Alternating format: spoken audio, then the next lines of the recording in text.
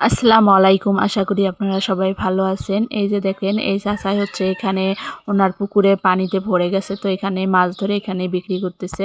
তো এখান থেকে আমি মাছ টাটকা টাটকা মাছ নিয়ে গেলাম। কয়েকটা ওই যে টাকি মাছ আর ২ টা তেলাপিয়া মাছ এগুলো হলো জিয়ায় রাখলাম।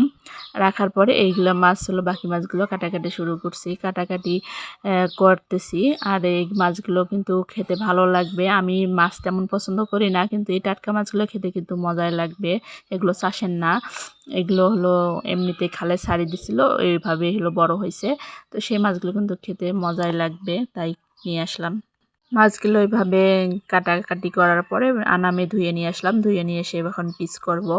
তো পিস করতেছি আমি। আর দেখুন আমার মাছ কাটা কিন্তু একেবারে বাজে। আমি মাছ কাটতে পারি না সেই রকমভাবে। এই দেখেন মাছ কাটতেছি একভাবে চলে গেল আর একভাবে বেঁকা বেঁকা পিস হয়ে আসলো। আর এই মাছটা কিন্তু ডিম আছে, এই জন্য আমি নিয়েছি। আমার মেয়ে ডিম খেতে পছন্দ করে, মাছের ডিম। ও মাছ তেমন খায় না, কিন্তু মাছের ডিমটা অনেক পছন্দ করে, তার জন্য এই মাছটা আমার নেওয়া। আপনাদের জন্য এত কষ্ট করে আমি ভিডিওগুলো বানাই, আপনারা আমার চ্যানেলটাকে সাবস্ক্রাইব করে আমার পাশে থাকবেন। তো দেখুন এই মাছটার পেটে খুব সুন্দরভাবে ডিম, অনেকগুলো ডিম এসেছে। তো এই ডিমগুলো আমি আলাদা করে নিয়ে মাছগুলোকে হচ্ছে কেটে নিব। আর আজকে হচ্ছে এই মাছটাই আমি রান্না করব। এই মাছটা কিন্তু টাটকা টাটকা খেতে অনেক মজা লাগবে। ডিমের সাইজটা দেখুন অনেক বড়।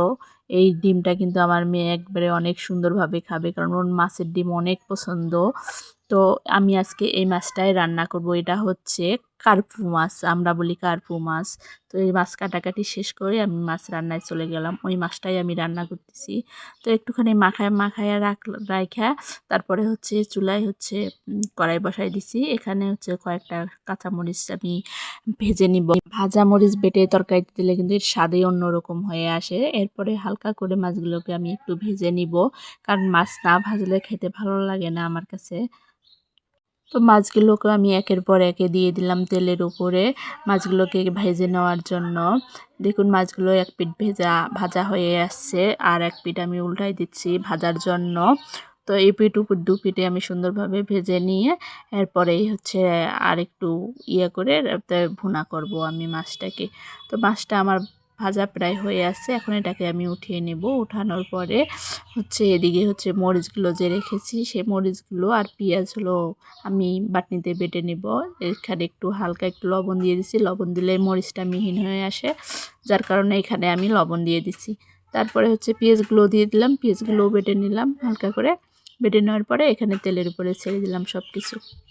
কতক্ষণ এগুলোকে ভেজে নিব। ভেজে নেওয়ার পরে হলুদ লবণ তো আগে দিয়ে দিছি, এগুলো দিয়ে একটু লাড়াচাড়া করে মাছগুলোর উপরে দিয়ে একটু কষাই নিয়ে তার উপরে একটু ঝোলের পানি দিয়ে দিব। এখানে একটু পানি দিয়ে দিলাম। পানি দেওয়ার পরে হচ্ছে কিছুক্ষণ রেখে দিব। রেখে দেওয়ার পরে মশলার গুঁড়া মানে জিরার যে গুঁড়াটা সেটা দিয়ে দিলাম। দেওয়ার পরে হচ্ছে আমার তরকারি কমপ্লিট হয়ে এসেছে। ঝোলটা একটু গাঢ় গাঢ় হয়ে আসছে। তো আমি এটাকে এখন নামিয়ে নেব। তো আমার ভিডিওগুলো আপনাদের কাছে কেমন লাগে তা অবশ্যই আমাকে কমেন্টস করে জানাবেন। আমার চ্যানেলটাকে সাবস্ক্রাইব করবেন, আমার ভিডিওটাকে লাইক করবেন, শেয়ার করবেন। আপনার সবাই ভালো থাকবেন, সুস্থ থাকবেন। আল্লাহ হাফেজ।